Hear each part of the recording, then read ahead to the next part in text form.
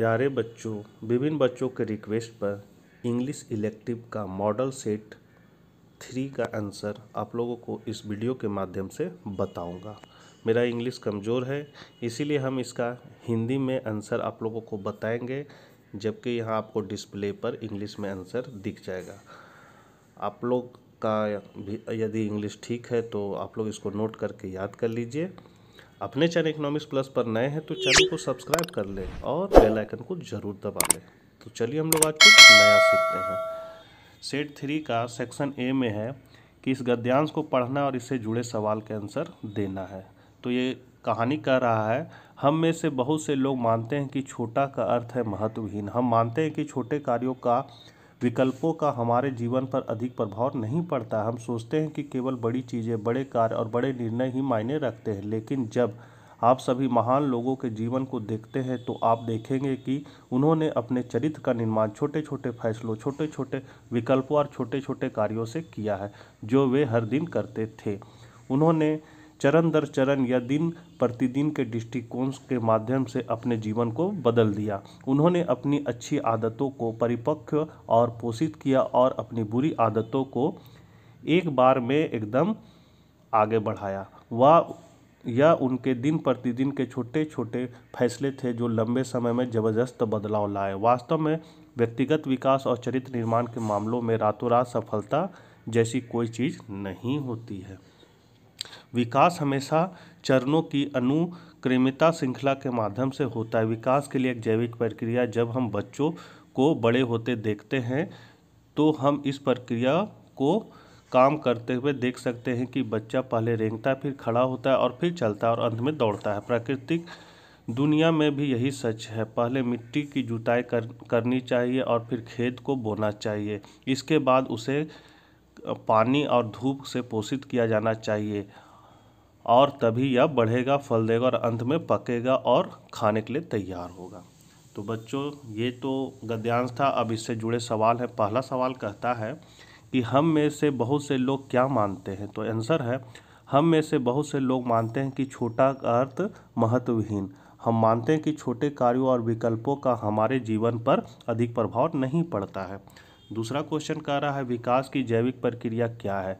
तो चरण की अनुक्रमता श्रृंखला के माध्यम से वृद्धि को विकास की जैविक प्रक्रिया कहा जाता है। जब हम बच्चों को बड़े होते देखते हैं, हम देखते हैं कि बच्चा पहले रेंगना सीखता है, फिर खड़ा होना और चलना और अंत में दौड़ना सीखता है। तीसरा क्वेश्चन कह रहा है, महान लोगों के जीवन से हम क्या सीखते हैं। तो जब हम महान लोगों को देखते हैं, हम देखेंगे कि कैसे उन्होंने कदम दर कदम या दिन ब दिन दृष्टिकोण के माध्यम से अपने जीवन को बदल दिया। चौथा क्वेश्चन कहता है, वृद्धि कैसे होती है। तो विकास हमेशा चरणों की अनुक्रमित श्रृंखला के माध्यम से होते हैं। यह विकास की एक जैविक प्रक्रिया है। उसके बाद है, इस कविता को पढ़ना और इससे जुड़े सवाल के आंसर देना है। एक कविता कह रहा है कि मंदिर की चौखट पर तेज धूप के तहत मैं उसे रोज़ देखता हूँ। उसके हाथ और पैर हैं मरे हुए पेड़ के अंगों की तरह मुरझा गया। उसका चक्र झुलसने से थक गया है, आशा की किरणों के लिए और कारण की तरह गहरे डूब गया है एक चट्टान में। न ही वे प्रकाश ग्रहण करते हैं, न ही दे।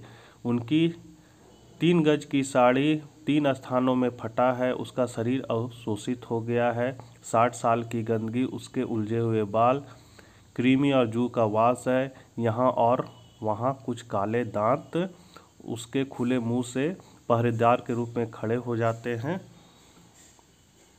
उसके चेहरे पर लकीरें हैं, दूर दूर तक फैल गया है। वो कौवों की पैर की तरह हाथ मिलाते हुए उठा रहे हैं। उसकी आंखों में आशा के साथ वह मुझे देखती है और एक विद्युत प्रवाह हमारे 2 दिलों को एक साथ जोड़ता है। समय 15 वर्ष पीछे चला जाता है। उसका चेहरा बदल जाता है, उसका चक्र टिमटिमाता है। जब वह मुस्कुराती तो उसके दांत चकाचौंध हो जाते हैं। उस एक जादू के पल में मैं अपनी मृत माँ की छवि देखता हूँ।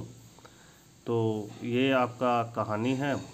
अब इस पर जुड़े सवाल है। पहला, कवि प्रतिदिन क्या देखता है। तो कवि हर दिन मंदिर में 60 के दशक में बूढ़ी औरत के रूप में देखा जाता है। छठा क्वेश्चन है, कवि बुढ़िया के हाथों और पैरों की तुलना किससे करता है। तो कवि ने बूढ़ी औरत के हाथों और पैरों की तुलना मृत पेड़ के अंगों से की है। 7वां क्वेश्चन कहता है कवि ने उसकी ओर देखकर क्या सोचा है। तो कवि को उसकी मृत माँ की याद आ गई। अब खंड बी में हम लोग जाते हैं। इंटरनेट का महत्व पर एक निबंध लिखना। तो इंटरनेट का महत्व, आज इंटरनेट दुनिया का सबसे शक्तिशाली उपकरण है। इंटरनेट विभिन्न सेवाओं संसाधनों का एक संग्रह। हालांकि विज्ञान और प्रौद्योगिकी में हर एक नवाचार की तरह इंटरनेट के अपने फायदे और नुकसान हैं।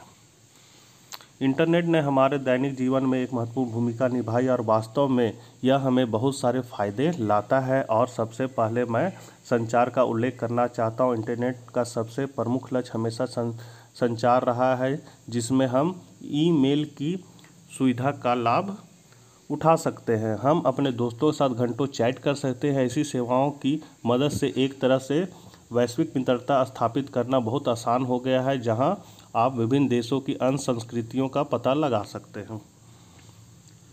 इसके अलावा सूचना सबसे बड़ा लाभ है जो इंटरनेट प्रदान कर रहा है। इंटरनेट सूचनाओं का आभासी खजाना है। किसी भी विषय पर किसी भी प्रकार की जानकारी इंटरनेट पर उपलब्ध है। आप लगभग किसी भी विषय पर किसी भी प्रकार का डेटा पा सकते हैं जिसकी आपको तलाश है। सरकारी कानून और सेवाओं से लेकर बाजार की जानकारी, नए विचारों और तकनीकी सहायता तक की बड़ी मात्रा में जानकारी यह छात्रों के लिए बहुत उपयोगी है। 9वां नंबर क्वेश्चन है पुस्तकों का मूल्य पर एक रचना लिखिए। तो पुस्तकों का मूल्य, पुस्तकें अधिक विलासित या सभ्यता की अतिशय नहीं है। वह करती है जो कर्मशील व्यक्ति नहीं कर सकते। वे मानवता को अपनी एकता का एहसास कराने के लिए सम्मोहक शक्ति है। लोक कथा, लोकगीत ने मानव जाति के लिए उतना ही किया है जितना कि महान धार्मिक या मानवता के महान नेताओं ने किया है। एक किताब एक आदमी का जीवन रखता है, जीवन से परे जीवन के लिए संरक्षित है, जैसा कि मिल्टन कहते हैं। वह कहना है कि इतिहास में केवल शोर शराबा करने वाले लोग ही सभ्य मनाते हैं एक अक्षम भूल है। सभ्यता काफ़ी हद तक गुमनाम ताकतों से बनी है। गीतांजलि जैसी पुस्तक कोई राजनीतिक ग्रंथ नहीं है। रामायण और महाभारत राजनीतिक ग्रंथ नहीं है। कविता महान तथा साहित्यिक चित्रकला, संगीत और नृत्य, वास्तुकला और छोटे छोटे अनाम अनसुने कार्य अमन के जीवन में सर्वोत्तम अंश है, न कि लेनिन। फिर भी वे सभ्यता की सांस है। महापुरुषों के बिना दुनिया चल सकती है, लेकिन महान किताबों के बिना नहीं। महान जर्मन विचारक गोएथ ने कहा था कि एक शब्द एक कार्य था। संस्कृत शब्द मंत्र का अर्थ है दुनिया को बदलने वाली शक्ति। बंकिम चंद्र चटर्जी की कविता वंदे मातरम ने इतिहास रच दिया। बाइबिल और पवित्र कुरान किताबों के अलावा और कुछ नहीं, बल्कि उन्होंने इतिहास रच दिया है। पुस्तकें केवल मुद्रित कागज की चादरें नहीं। डिकेंस की उपन्यास, अंकल टॉम्स, केविन मार्क्स की कैपिटल और 100 अन्य किताबों ने क्रांतिकारी मानव इतिहास शीर्षक वाली किताबें। किताबों द्वारा प्रदान की जाने वाली अन्य सेवाएं कहीं अधिक मूल्यवान और महत्वपूर्ण है। मूल्य और समझ का आनंद है, विचार की समृद्धि, ज्ञान का आनंद, प्रकृति और जीवन के बारे में उच्च जागरूकता जो किताबें देती है वह किसी भी राजनीतिक नेता द्वारा नहीं दी जा सकती। पुस्तकें केवल फैशनेबल सामान नहीं है, वे जीवन की एक शक्ति है। लेकिन जो कुछ भी अच्छाई के लिए एक ताकत है वह बुराई के लिए एक ताकत बन सकता है। इस सब का जोरदार अर्थ यह नहीं है कि राज्य में प्रभावशाली शक्तियों को पुस्तक लेखन पर नियंत्रण करना चाहिए। लोकतंत्र का मतलब है सबसे बढ़कर लोगों में विश्वास और भरोसा। बुरी किताबें पैदा हो, उसका दिन हो और वे ख़त्म हो जाए, खुद का दावा मत करो। साहित्यिक कचरा हर दशक में बहुतायत पैदा होता है, लेकिन सार्वजनिक स्वाद की सहज स्वस्थता इसे मरने देती है। किताबों के मामले में समस्या सबसे बड़ा मध्यस्थ है। सभ्यता में पुस्तकें उतनी ही महान शक्ति है जितनी कि राजनीतिक नेतृत्व, राजनीतिक पंथ, वैज्ञानिक और तकनीकी ताकतें या इस प्रकार का कोई अन्य स्वर। वे इतिहास की लगातार और सभी पर विजय प्राप्त करने वाली ताकतें हैं। यह उन पुस्तकों के बारे में भी सच है जो स्पष्ट रूप से लक्ष्यहीन और उद्देश्यहीन है।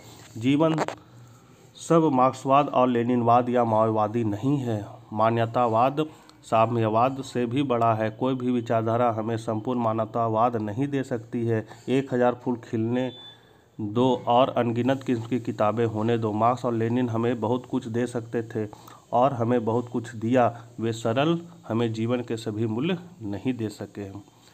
10वां नंबर क्वेश्चन कहता है आपने एक सड़क दुर्घटना देखी है जिसमें 3 लोगों की जान चली गई है। एक प्रेस रिपोर्टर के रूप में प्रकाशन के लिए एक रिपोर्ट लिखे, राहुल रश्मि के रूप में साइन इन करें।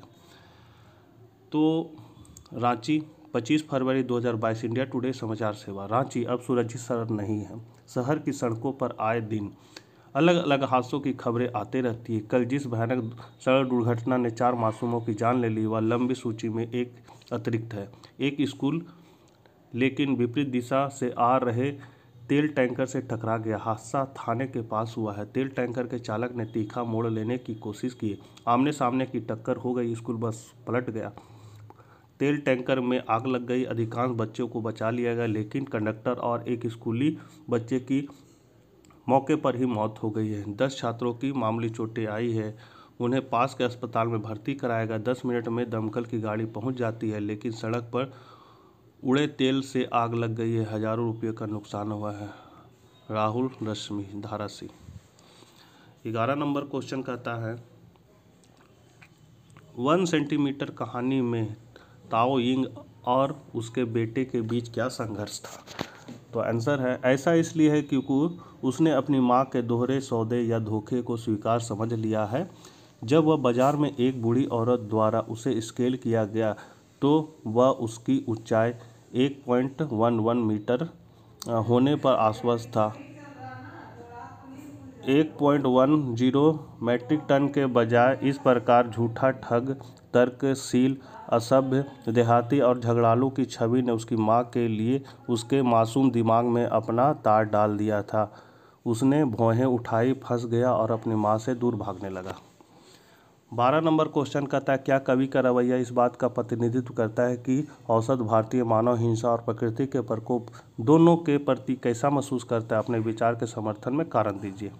तो आंसर है नहीं, वह ना तो कठोर है और ना ही स्वार्थी है क्योंकि उसने जो किया वह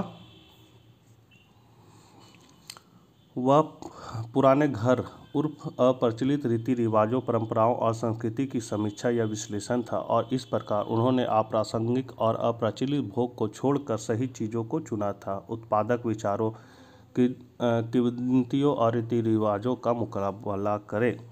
वह मध्यम वर्ग का जीवन जीने की परंपरा को कायम नहीं रख सके। उसके खून में रत्नों, सोने और इत्र के लिए लालच पैदा हो गया और भगवान शिव के मंदिर में अपनी दादी की यात्रा के बजाय हाथी की सवारी पर रॉयल पैलेस में जाने की उसकी प्रवृत्ति विकसित हुई। वह अब अमीर हो गई और उसकी दादी ने एक बार कहा था कि अमीरों का खून घी के समान गाढ़ा होता है। यह उसकी कठिनाई है कि वह पुराने रीति रिवाजों को उनके अपरिवर्तित रूप में पालन नहीं कर सका। उसे शिक्षित और प्रबुद्ध किया जा रहा है, उनके पदकों और पुरस्कारों को सम्मानित किया गया है। हालांकि वह गरीबों के प्रति उदार होने के कारण रक्त को पतला और स्वच्छ रखती है। वह आलसी हो गई है और कमर दर्द से पीड़ित है और अपने संवेदी अंगों यानी आँख, कान, नाक, जीभ और त्वचा से असहज है। 13 नंबर क्वेश्चन कहता है रक्त कविता में एक ढहते गांव के घर का चित्रण इतना मार्मिकता क्या है। तो इसका आंसर है यहाँ कवित्री की याद है कि जब केवल एक बच्ची थी और वह जीर्णशीर्ण घर में अपनी दादी के साथ रहती थी। बालू पर खेलते हुए बच्चों के चित्र देहात में पंछियों और जानवरों को बहुतायत में पाया जाता है। दीवारों पर दरारें, कहराती हुई खिड़कियाँ, चूहे के छेद और उसके छींटे और आइकनों पर लाइकन दादी के बीमार पड़ने के कारण कई दिनों तक अशुद्ध रह जाते हैं और हमारी आंखों के सामने एक जीवन तस्वीर खींचती है। हाँ, तीव्र शहरीकरण के कारण अधिकांश गांव के घरों में एक सामान्य विशेषता है। इसका कारण यह है कि जनसंख्या वृद्धि के कारण भूमि जो छोटे टुकड़ों में सिकुड़ गई है और ग्रामीण भारत के लोग महानगरों में बस गए हैं। गंदी बस्तियों और अस्वच्छ बस्तियों के रूप में शहरी समूह या तथाकथित महानगरों या मिलियन प्लम शहरों वर्तमान में 35 की संख्या में की विशेषता बन गए हैं। यह ग्रामीण शहर भारत में सकल बेरोजगारी की समस्या की स्थिति में आधुनिक प्रकार की चारागाह है।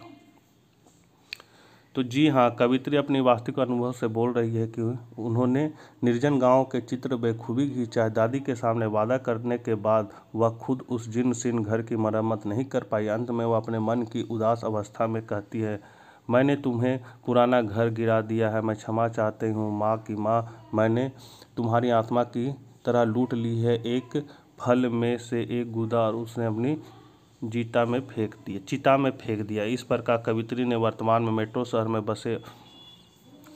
बसे औसत ग्रामीणों के दर्द को प्रतिबिंबित किया है, जहां घड़ियाल में घड़ियों को 24 घंटे पीटा जाता है, एक दूसरे के समय से थोड़ा हटकर घोर गड़बड़ और गतिरोध। 14 नंबर क्वेश्चन कहता है, पेड़ अपनी शरद ऋतु सुंदरता में शुष्क वुडलैंड पथ अक्टूबर स्टील स्काई कवि के स्वयं के जीवन से कैसे जुड़ते हैं। तो इसका आंसर आप लोग देख सकते हैं। 19वीं आयु जीवन की यह अवस्था है जहां से युवावस्था की शुरुआत होती है। मनोविज्ञान में इसे संक्रमण काल के रूप में जाना जाता है। इस प्रकार अपने शारीरिक, बौद्धिक और भावात्मक पहलुओं के साथ अद्वितीय व्यक्तित्व का सांचा विधिवत रूप से बनता है और यहाँ से क्रिया में अभिव्यक्ति होती है और समाज द्वारा मान्यता प्राप्त होती है। कवि इसे समता का एक चरण बताता है। तो बच्चों इसको देख लीजिए आप लोग, बहुत लंबा है आंसर।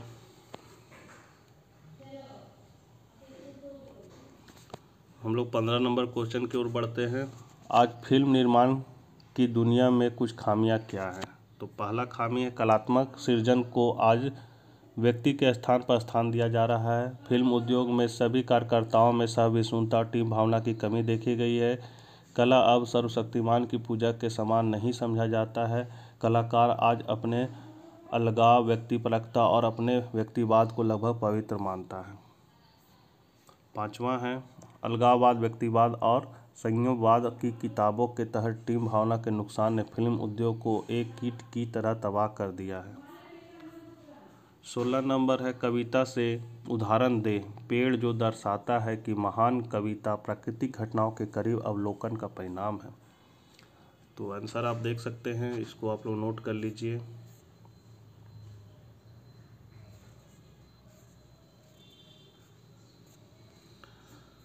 ये 17 नंबर का है आंसर। 17 नंबर क्वेश्चन कहता है, फिल्म मेकिंग में लेखक बचपन की कौन सी यादें याद करता है जिसका फिल्म निर्माण के साथ उसके बाद में जुड़ाव पर असर पड़ा। तो लेखक निम्नलिखित बचपन की यादों को याद करता है जिसके बारे में वह सोचता है, जिसने उसे फिल्म निर्माण व्यवसाय या पेशे के बड़े पैमाने पर सहायता की है। पहला है, उसका जन्म पूरे यूरोपियन महाद्वीप में फैले सामंतवाद की अवधि के दौरान हुआ था। दूसरा है, उसके पिताजी एक पुजारी थे और एक गिरजाघर के अंदर बस गए थे जहां समय समय पर वाद विवाद की व्यवस्था की जाती थी और आम लोगों को मूर्ख बनाया जाता था। जबरदस्ती और दंडात्मक कानून बनाना।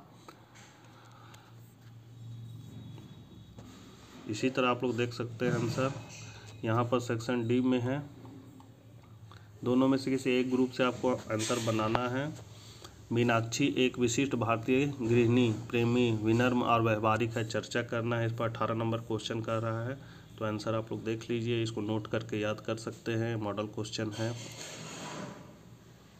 वीडियो को थोड़ा सा रोक के आप लोग इसको नोट कर लीजिए।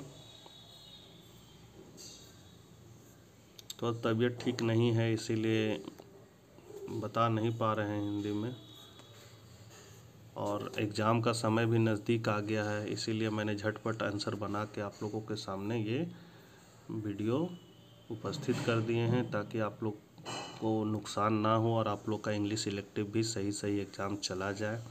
आशा करते हैं आप लोग का एग्ज़ाम बहुत अच्छा जाएगा और आप लोग मन से पढ़िए। कहे कि जीवन में सफल होने के लिए आपको मैट्रिक, इंटर पास करना बहुत ज़रूरी है। आप लोग जीवन की दूसरी सीढ़ी पार करने जा रहे हैं। तो बच्चों मिलते हैं नेक्स्ट वीडियो में, तब तक के लिए आज्ञा दीजिए। जय हिंद, जय भारत।